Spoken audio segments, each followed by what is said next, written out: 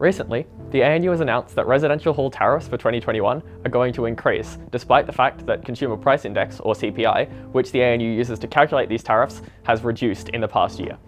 This has led to the INTERHALL Council renewing their Do Better ANU campaign, which led to last year's Do Better ANU protest. We decided to speak to students from the residential halls to find out what their perspectives on these issues are, and reach out to the ANU for comment on IHC's concerns.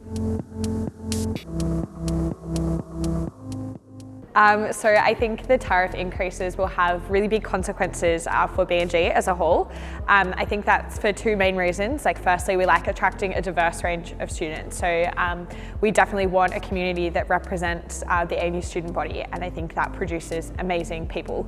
I think the other thing is we have lots of low SES students at B&G, and we'd like them to stay. I think they're valuable members of our community, and I don't think it's fair to say that their places in these halls are less important.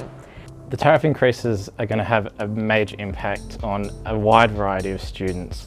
I remember coming here as a first year, not from a high SES background, at a price that I could afford.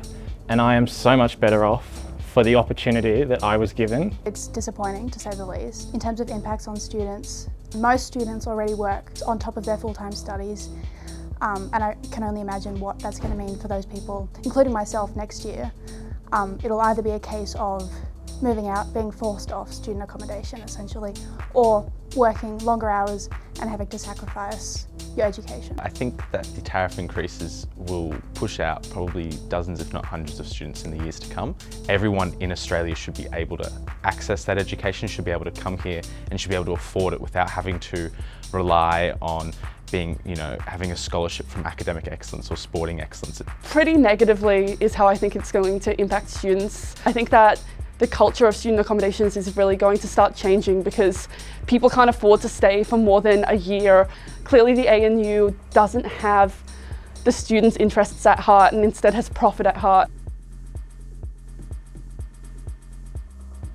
In terms of the direction that accommodation services is headed, I think potentially ANU is certainly becoming gentrified. As rent goes up, I think we're locking out students who would make a really valuable impact in our halls, and I'm not sure that accommodation services really fully realises the extent to which these tariff increases will impact our cultures and communities. We don't want to have just people from certain backgrounds, certain socioeconomic status backgrounds making up the majority of our student body, but more than that, we want to see people staying longer at their residential halls. We think building culture is really important, and when we have things like big influxes of first years coming in, and we should keep the first year guarantee, it does mean later on though that pushes out third and fourth years who are so important to building a stable and safe community and college culture going forward. The student leaders do what they do because they love it and they do a great job.